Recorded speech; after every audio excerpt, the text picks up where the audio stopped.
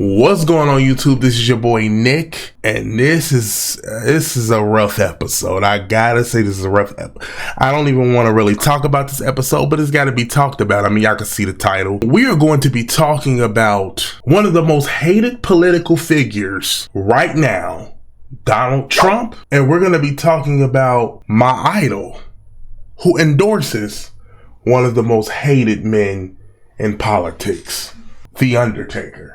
We're going to talk about how I feel about this, so hear me out.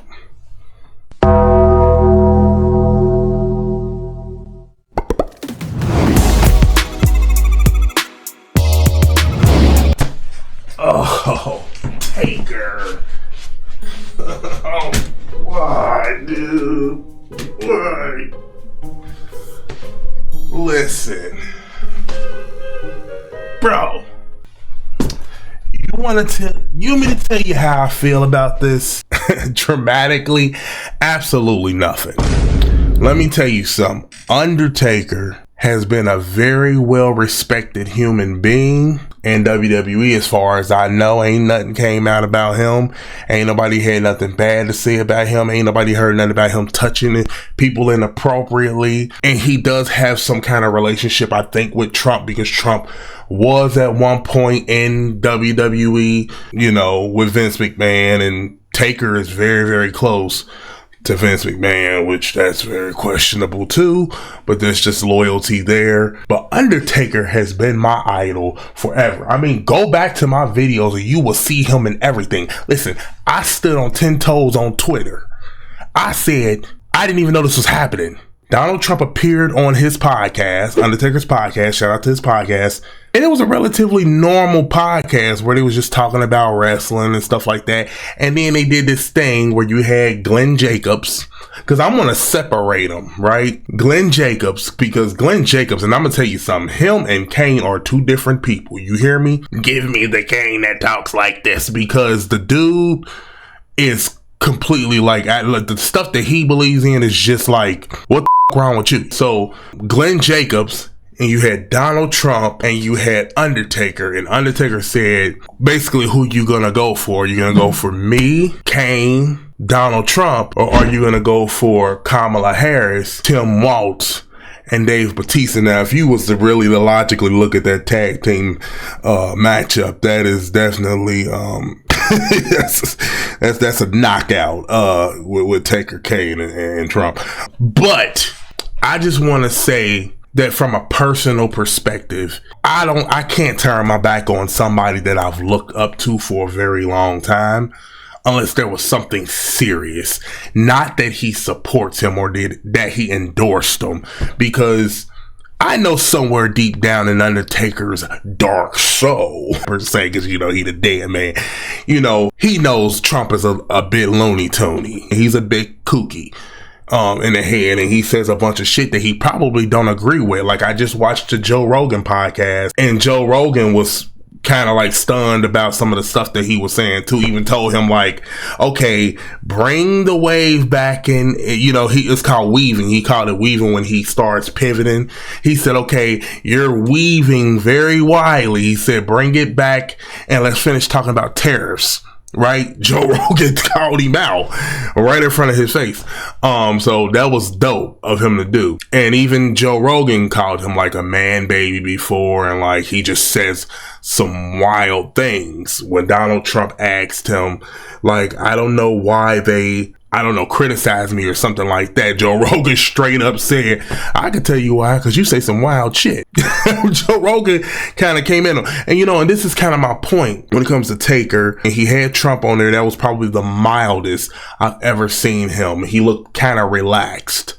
He kind of looked normal. Like, it didn't feel like he had to talk about politics. It was just about wrestling and all that stuff, which that was a very doable little interview and conversation that they had. And this also goes to the fact that this is how I revere things, period, with my friends and in my family, because my uncle is a very big Trump supporter. He is not voting for Kamala Harris.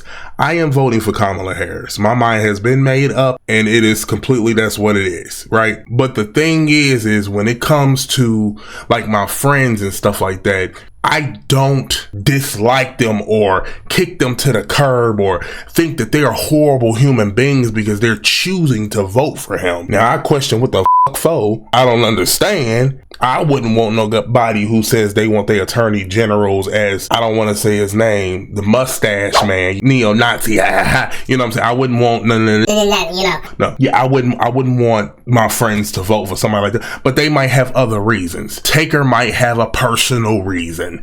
It could just be loyalty. Even though I'm like, damn, Taker, why you voting for him? I ain't want it to be you. We always knew Taker was conservative. He rocked with Kid Rock. That goofball has always been conservative. He is always going to be he's going to be one of my idols. I've had everything of his when I was a kid. I had Royal Rumble 1994, I believe, on Nintendo, and I used to pick him. I had DVDs of him, every single DVDs. I think it was the 20-0 DVD, the Street DVD. I forgot what it was called. I had WrestleMania DVDs. I had his Tombstone DVD. I had everything by this guy. So sometimes, yeah, it is a little disappointing when you hear like your favorite star and your favorite icon, the person that you love, is going to politics. But at the end of the day, that's got everything to do with them. I got a lot of friends that support Donald Trump, and I'm not acting a certain way towards them. It's just what it is. I hope personally that he gets his ass whooped at the polls. I hope he loses this election because I want to see him cry. I want to see Donald Trump cry. I want to see him act the fool like I know he's going to act the fool. I made a personal joke that if Trump lose, I might just post a picture. He had a Great America Again hat that was kind of fire today. He came out in Undertaker's music. The gong, very fitting for an older man to come out with dead man music, but that's nor here nor there. But I think they had great dialogue. They was Undertaker and Trump, and they were talking, and I just didn't see anything terrible in what he said. Where you see Dave Bautista, he leans very far left. Sami Zayn very far left. I'm assuming CM Punk as well, because he's very much supportive of trans rights and stuff like that. So I doubt that he's conservative or far right. I doubt it. But you have Taker that's very much conservative as well. So again, it's nor here nor there. I don't not respect Undertaker. I still think he is one of the most stand-up dudes from the stories that I hear, from the biographies that I hear. No racist things that I've heard in the past. He helped The Rock out. He was the one that gave him the extra push. You know what I'm saying? His best friend was Godfather, and a lot of minorities actually in the wrestling world. But people should kind of ease up on that if you were trying to come for Taker. A lot of people I see saying that they ain't fans of his no more. Like Glenn Jacobs. I don't like him as a person. I can't say that quite yet about Taker because he ain't really giving me enough for me to say that. Kane will always be a legend. Kane.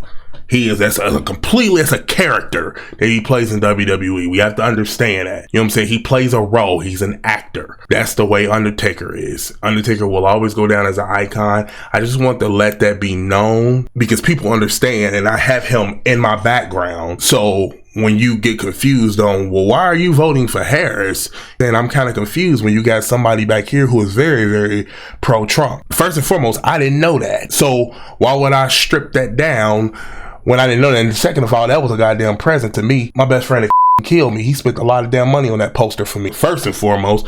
So, yeah, that's not going to do that. But yeah, I think that when it comes to politics, it could really bring out the bad in so many people that it can even end certain relationships. This is the part that I hate about it.